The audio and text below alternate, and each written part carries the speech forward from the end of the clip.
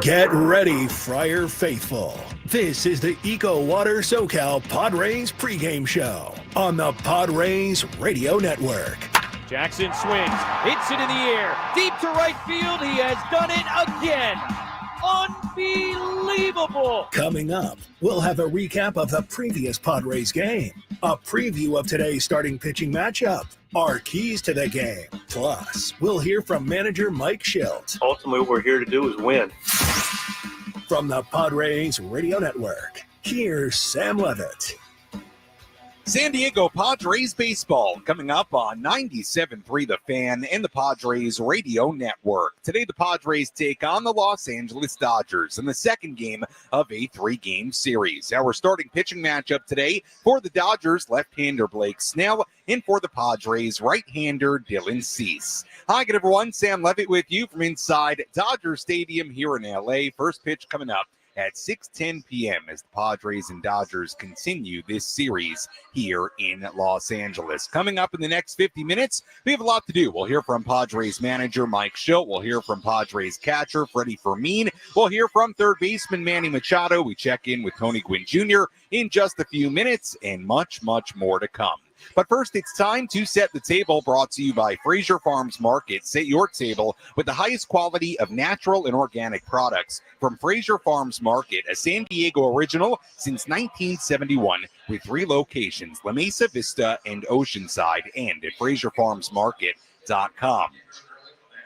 Padres enter today 69-53. Dodgers also 69-53. These two teams tied atop the National League West standings entering the day. Padres trailed the Dodgers by 9 games at the end of play on July 3rd. Since then, Padres have gone 23-13. Dodgers have gone 13-21. It's the deepest into a season the Padres have sat in first place in the NL West since 2010.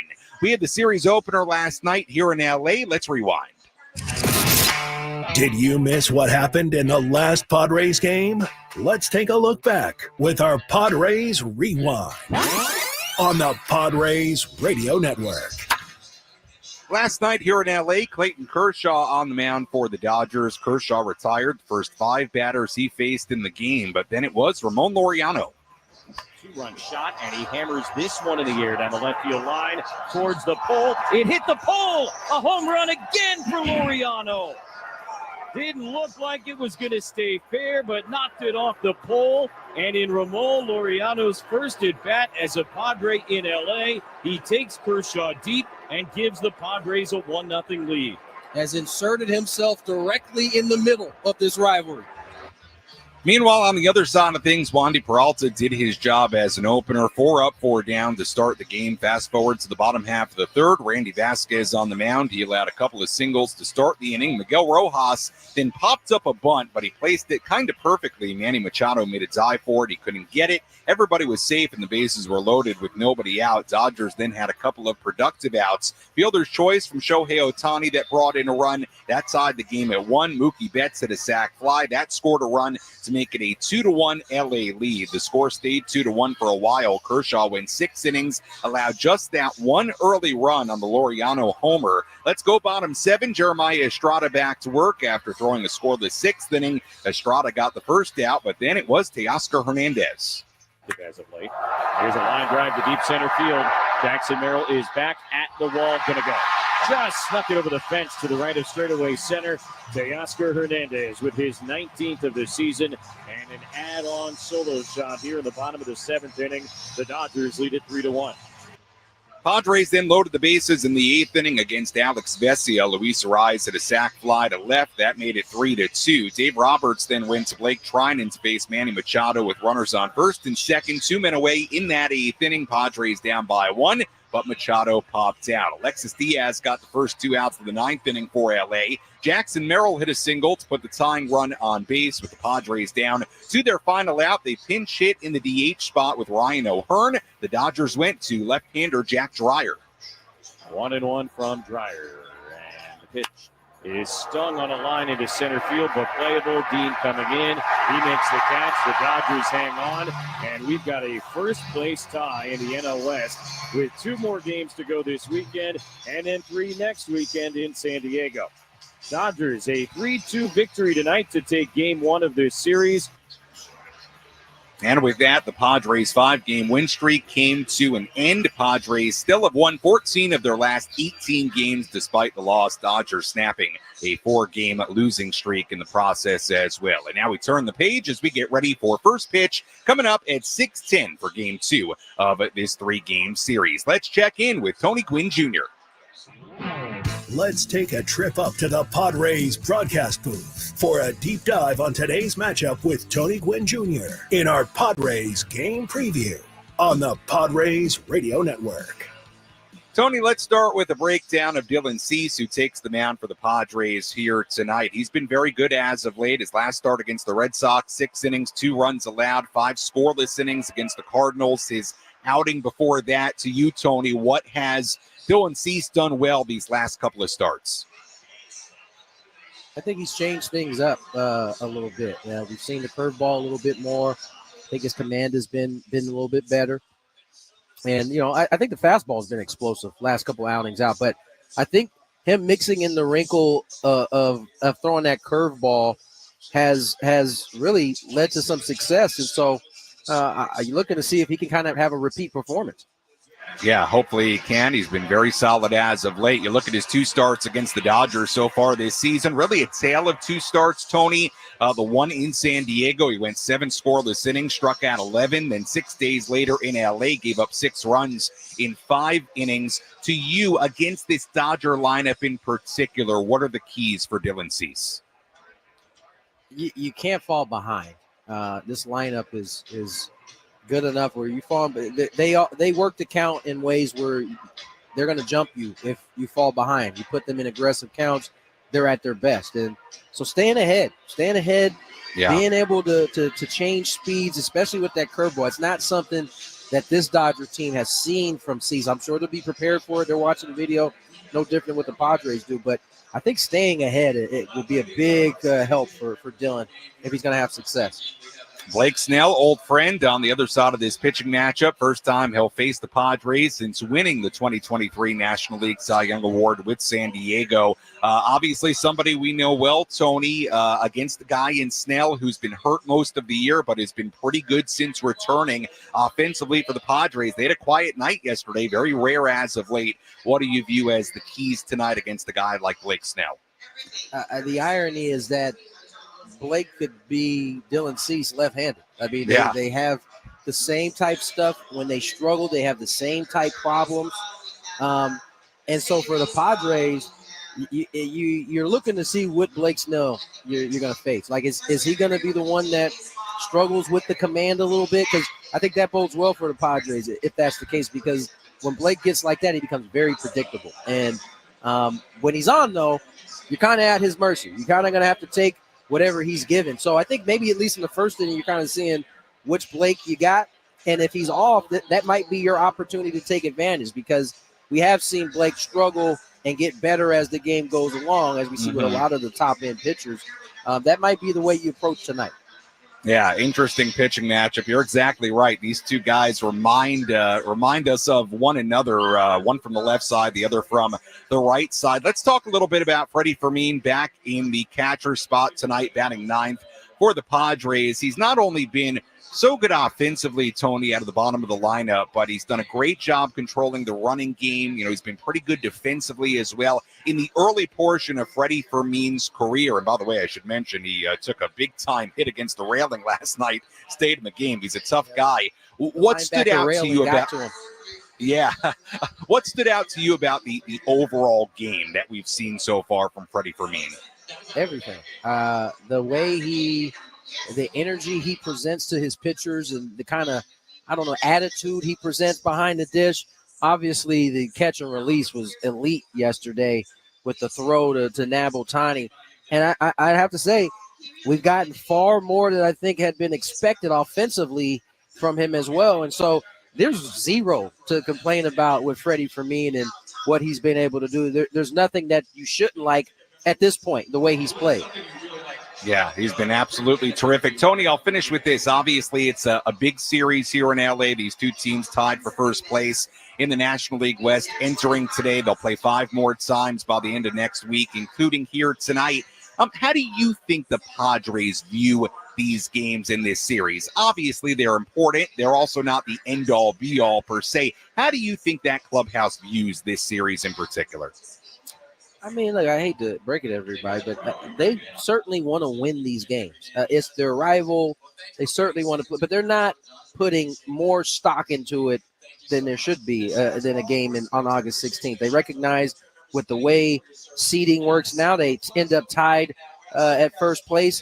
The head-to-head matchup is going to matter. And so I think for that reason, you obviously want to win the games too. But I don't know that they're approaching this like do or die. If we don't win this, that type of deal. I think they want to win. I think it's in their best interest to go out and win based on the way seeding can work come playoff time. And I think the rivalry certainly plays a factor into how both teams show up to the series. All right, Tony, good stuff as always. We'll talk to you and Jesse coming up at the top of the hour here in LA. Thanks so much. Sounds good, bro. All right, Tony Gwyn Jr. joining us on our EcoWater SoCal Padres pregame show here on the Padres Radio Network as we get ready for today's game. Padres falling last night 3-2, trying to bounce back today with right-hander Dylan Cease on the mound. And yes, old friend Blake Snell on the mound for the Dodgers here tonight. When we come back, we'll hear from Padres manager Mike Shildt. We'll take our first look at the Padres lineup. A little bit later, we hear from one of the guys that Tony and I just talked about, Freddy Fermin, a little bit from Manny Machado as well. Our keys to the game and much, much more to do. First pitch at 6:10 here at Dodger Stadium in LA. We're just getting started on our pregame coverage right here on the Padres Radio Network. Stay tuned to the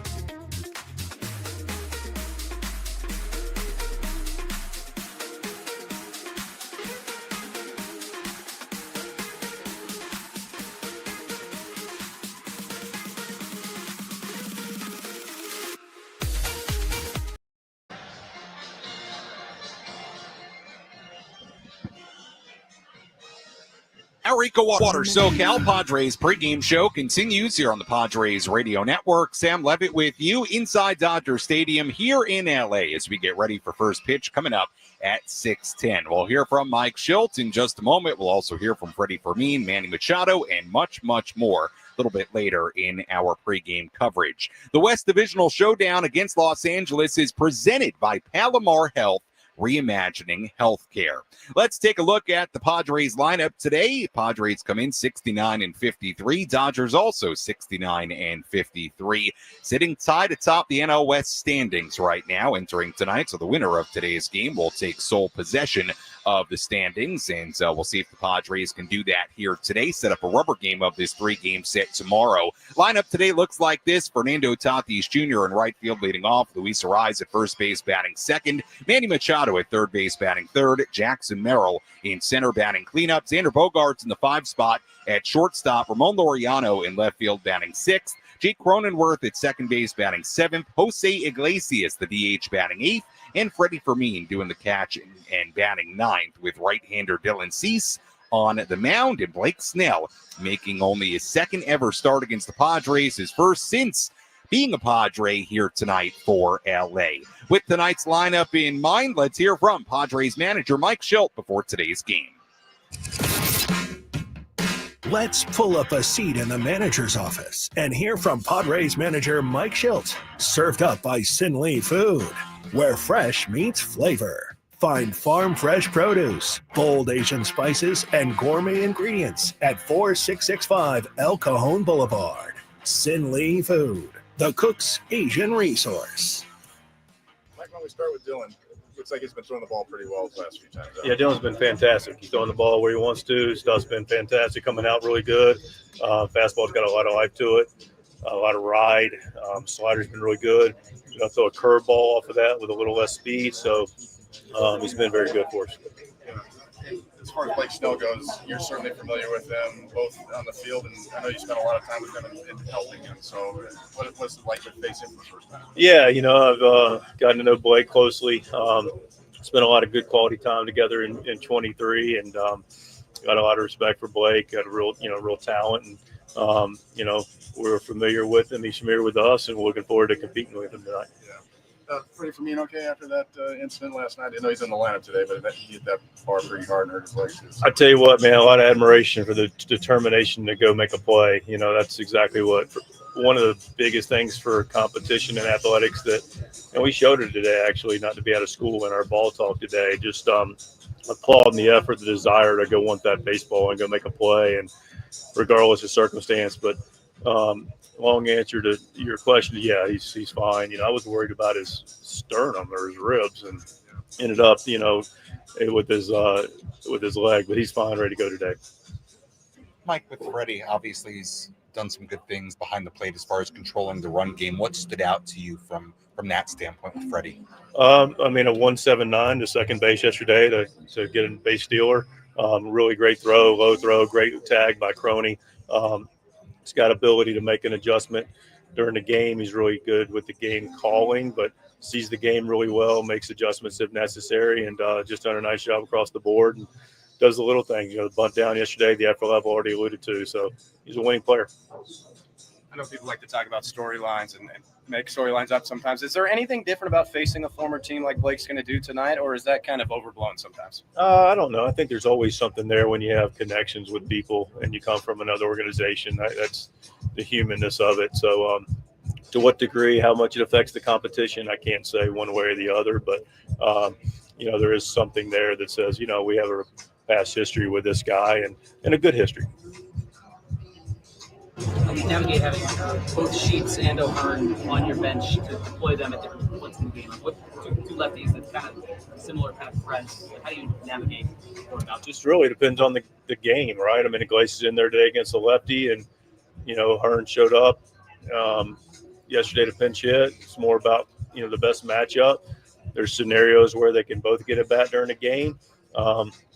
There's a scenario where they neither one of them get at bat the way the game dictates, but I can tell you it's nice to have them both there in case we need them. You know, with the lefty the last two nights starting, and clearly minimizes their beginning point to the game, but does invite them in at certain points later in the game. That was Padres manager Mike Shildt earlier today inside the Padres dugout. We'll hear more from Mike on our post-game coverage coming up later on this evening. Sam Levitt back with you here at Dodger Stadium in L.A. First pitch coming up at 6:10 as the grounds crew here at Dodger Stadium prepares the playing surface as we get ready for a good pitching matchup here tonight. Dylan Cease on the mound for the Padres, Blake Snell on the mound for the Dodgers. Let's take you around the horn. Let's examine the most important news and the latest information you need to know in the world of Major League Baseball. Sam Levitt takes you Around the Horn, presented by Valley View Casino and Hotel. Get ready for Major League winning when you join Valley View Casino and Hotel's Players Club and receive over $200 in free instant offers. Visit valleyviewcasino.com to learn more today. The Brewers are going for a 14th consecutive win today in Cincinnati. If they can get it, it would set a franchise record for a single-season winning streak. Reds, though, leading 2-1 in the seventh inning right now in Cincinnati. Right-hander Nolan McLean made his major league debut for the Mets today in New York against the Mariners. He was really good. 5 innings and a third scoreless. Mets beat the Mariners 3-1. Even with that, the Mets have still lost 14 of their last 17 games. Astros closer Josh Hader said he hopes to pitch again this season, even if it just means the postseason. Hader is currently shut down for 3 weeks after being diagnosed with a left capsule shoulder strain yesterday. Blue Jays got George Springer back from the concussion IL today. He was hit by a pitch in the helmet in late July. Blue Jays beat the Rangers today 14-2. Giants lost again yesterday. Now a season worst 6 games, or I should say now a season worst 6 consecutive losses for San Francisco as they continue to fade further and further out of the wild card standings. They play the Rays in San Francisco later on tonight. And that is a full look at some of our headlines from around the major leagues.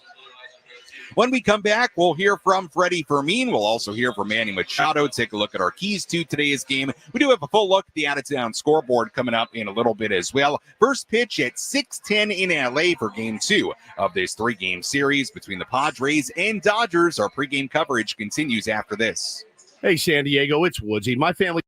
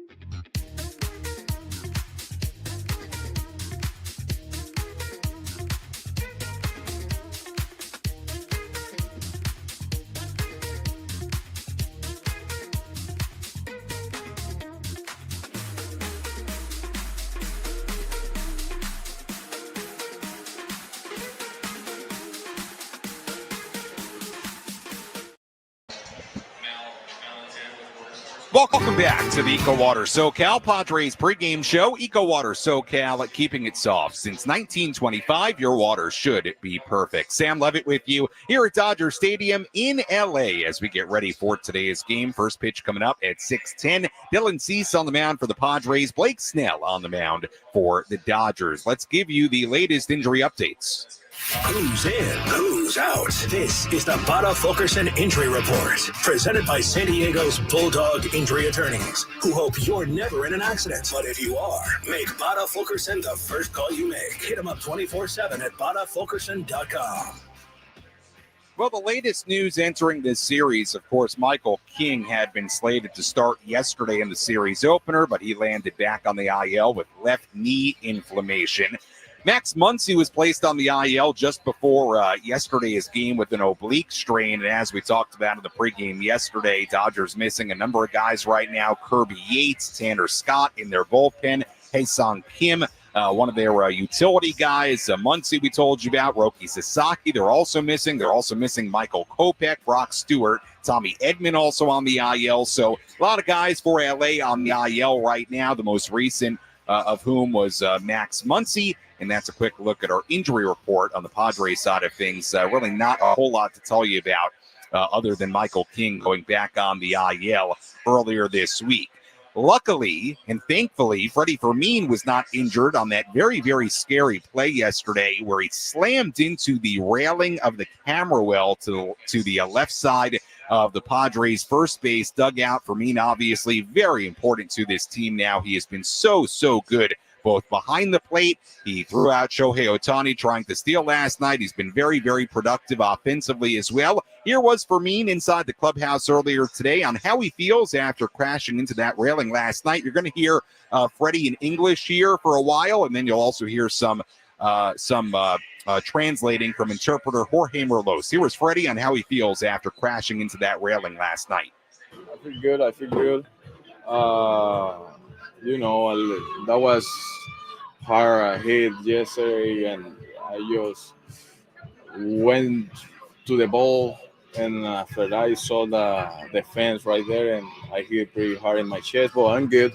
I feel good today. I'm ready to go, play hard today, and I feel good. It looked like you were just running full speed and weren't even aware of that bar. Did you know it was there at all? I didn't know. Well, adrenaline, energy, find the ball, and after that I saw the fence, so I didn't see that. Yeah.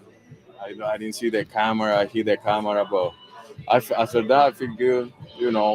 Good sore, but that's good. The chest, knee, shin, like what hurt in the moment? My leg down here, but just like I said, good sore. After that, running, the adrenaline, I was hot too, but I feel good after that. What did it feel like running into that full speed? Pretty painful. So it's painful, but this is something. It's her. Yes, I'm gonna tell them, but I feel good. I can run that moment. Right now, I feel better. I put ice yesterday in the night, so I feel good. Nothing bothered me right now. What hurt the leg? Was it hitting the camera? Was it hitting the concrete, or what? Yeah. My leg hit the camera, and that's what I feel there. Was there a conversation about coming out of the game, or did you stop that right away? ¿Se había una conversación que ibas a salir del partido de ese momento? ¿O no, sino agarré un respiro, tú sabes, para calmarme y si me sentía bien o me sentía mal, no. Si me sentía mal me iba a salir, pero no, después de ahí me sentí bien y quería continuar el partido.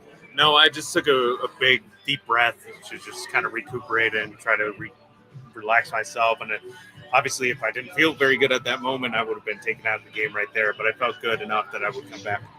Hey, Freddie, you're catching Dylan Cease tonight. What have been your observations about catching him so far? Mira, él tiene unos picheos increíbles, es muy bueno, mezcla muy bien Y mira, como el plan que vamos a hacer hoy, mezclar picheo y atacar, ejecutar, y él es tremendo pitcher.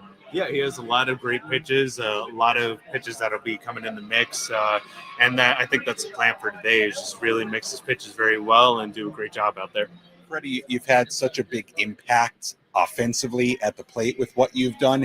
How would you describe your mindset entering this clubhouse and trying to contribute right away? ¿Cómo te sentís que has podido contribuir ya ofensivamente? Lo has podido hacer bien, bien, pero ¿cómo has podido sentir que has contribuido a este equipo? Mira, yo pienso que el poquito que yo puedo aportar al equipo es bien. Tratar de hacer al máximo en lo que me necesiten, estaré. Y nada, solamente hacer mi trabajo, trabajar duro allá afuera y, como te dije, para aportar lo más que yo pueda al equipo.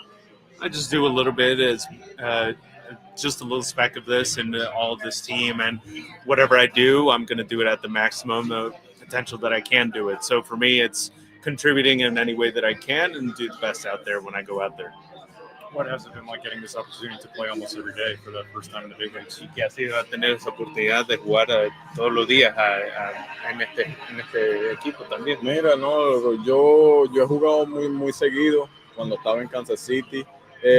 Nada, me preparo al juego, me preparo al 100 cada vez que voy a jugar y para estar bien al otro día, y nada, como te dije, ya tengo mi rutina y trato de aportar lo más que yo pueda al equipo. I feel like I've developed a good routine. I feel like, back in Kansas City was pretty ongoing, but I was able to prepare myself for every day. And I feel like I've been doing the same thing out here, just preparing my day, having my routine, and getting out there and being ready for the game. That was Freddy Fermin inside the Padres clubhouse earlier today, alongside interpreter Jorge Merlos. Sam Levitt back with you here in LA at Dodger Stadium. First pitch coming up at 6:10. The West Divisional Showdown against Los Angeles is presented by Palomar Health, reimagining healthcare. Let's take a look at tonight's keys to the game. How will the Padres unlock a win today? These are the keys to the game. Presented by El Centro Motors Ford. Meet your new Ford General Manager, Greg Ryan, now at El Centro Motors Ford, your new Ford truck, Bronco, and SUV HQ. Call Greg directly at 619-944-0774. Key number one, continued success against the Dodgers stars. Even though the Dodgers won last night, Shohei Ohtani, Mookie Betts, and Freddy Fermin went a combined 0 for 8 with 3 strikeouts. The Padres have done a great job against those 3 so far this season. They're hitting just a combined 185 with no home runs and a 515 OPS and 105 plate appearances against Padres pitching this season. And certainly Ohtani is a guy to watch tonight against Dylan Cease. He's 9 for 25 against him in his career, 360 batting average with 3 home runs and 2 doubles in 27 career plate appearances against Cease. That includes the postseason. So, for the Padres, even though they lost last night, once again, they did a very, very good job against those 3, Ohtani, Betts, and Freeman. Got to do that once again here tonight. Key number 2, a raking Ramon. Ramon Laureano has been so good for the Padres. He's now homered in 2 straight games. He had a home run early last night to give the Padres an early lead. He's hitting .327 with 3 home runs, 11 RBIs, 10 runs scored in 13 games since being acquired by the Padres at the trade deadline. Key number 3, hey, Manny, we need you. Manny Machado is going through a bit of a power outage right now. In his last 14 games, Manny is batting just .236, but that's not the biggest issue necessarily. The larger issue is that he has just 3 doubles and no home runs in that span. The Padres need Manny to be a run producer in games and series like this. We'll see if Manny can get it going here tonight. That's key number 3. And that brings us to key number 4. Falls right in line with Manny needing to get it going. And we focus on the top of the Padre lineup. Fernando Tatis Jr., Luis Ariz, Manny Machado, and Xander Bogaerts went a combined 0 for 14 last night in the top 4 spots of the Padres order.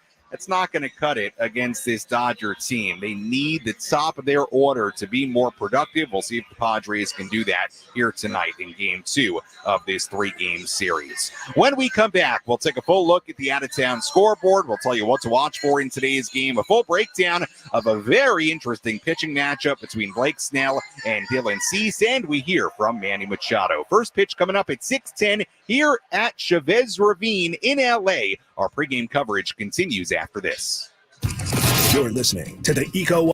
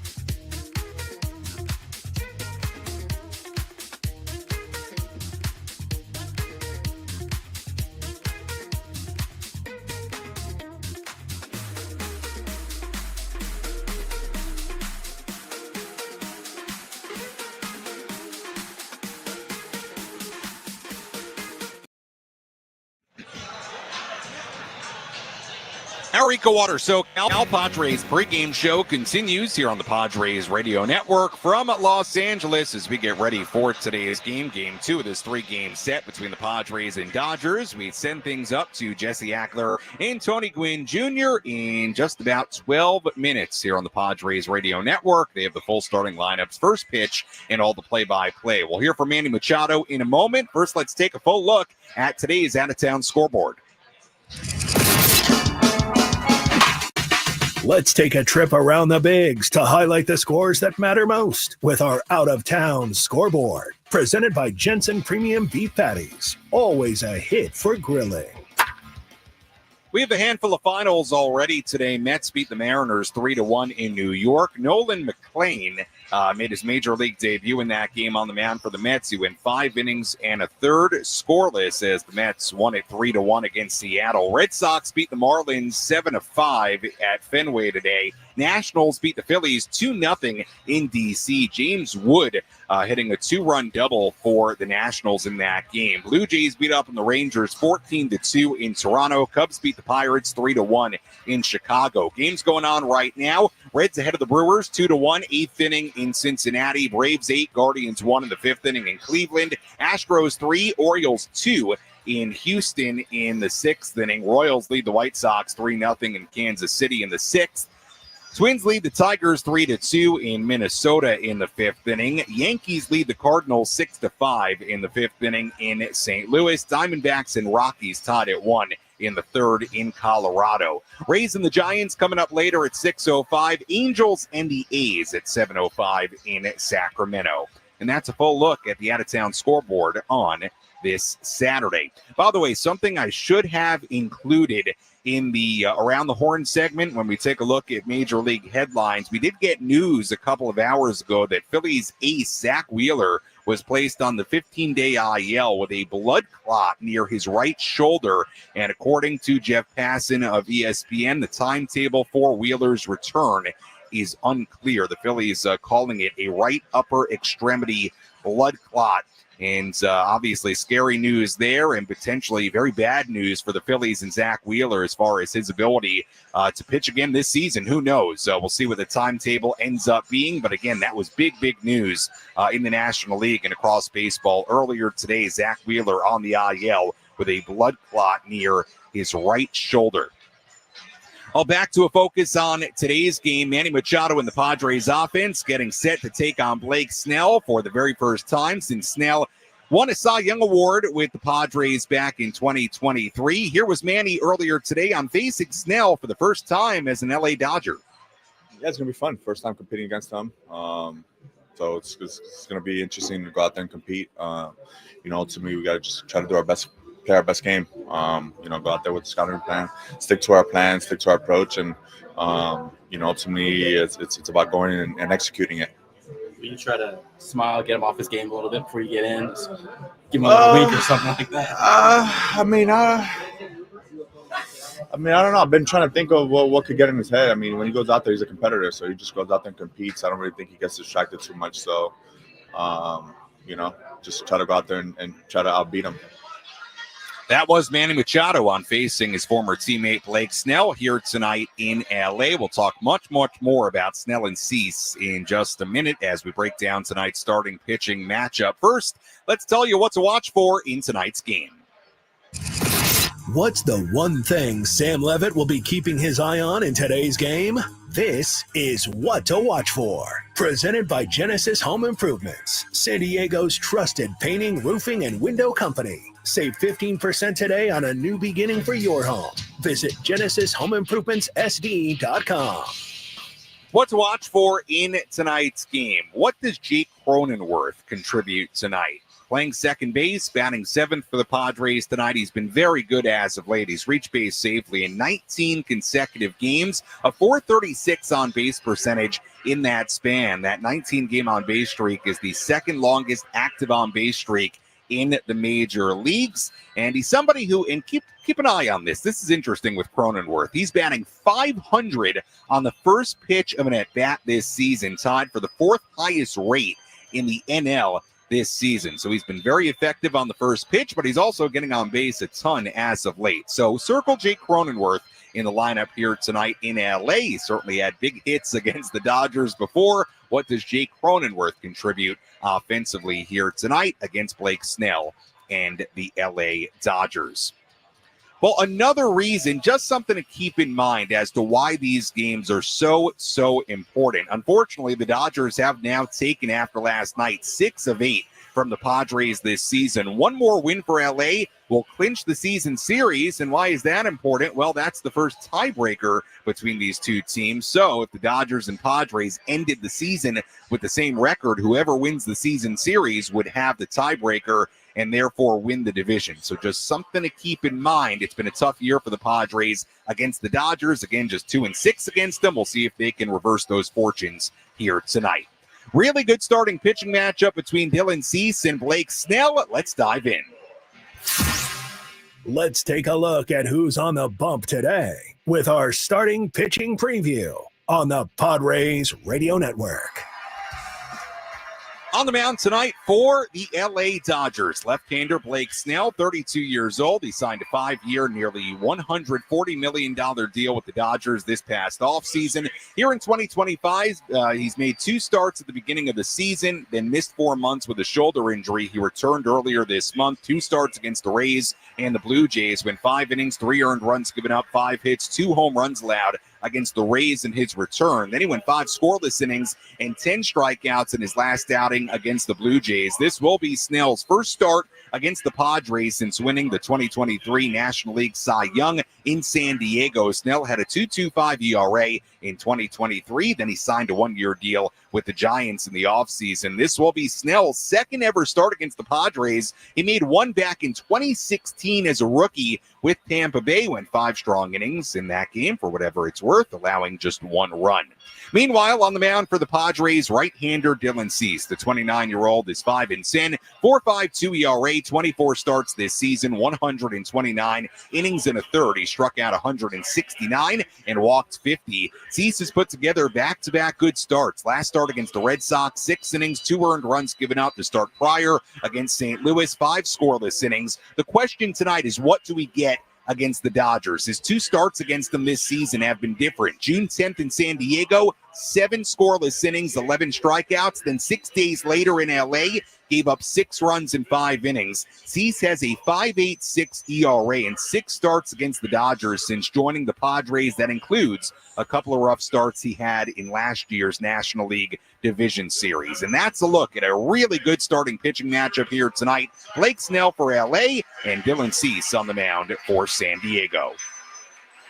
As always, thank you for listening to the EcoWater SoCal Padres pregame show. EcoWater SoCal, keeping it soft since 1925. Your water should be perfect. Well, the Padres falling in this series opener last night, 3-2, and now the Padres looking for a big bounce-back performance here in Game 2 of this 3-game set on a Saturday evening here at Dodger Stadium. When we come back, Jesse Agler, Tony Gwyn Jr. have the full starting lineups, first pitch, and all the play-by-play. I'll talk to you on our post-game coverage. You're listening to your home for San Diego Padres baseball, 97.3 The Fan, and the Padres Radio Network. With a clock ticking on the solar tax credit, now is the time to act to save thousands of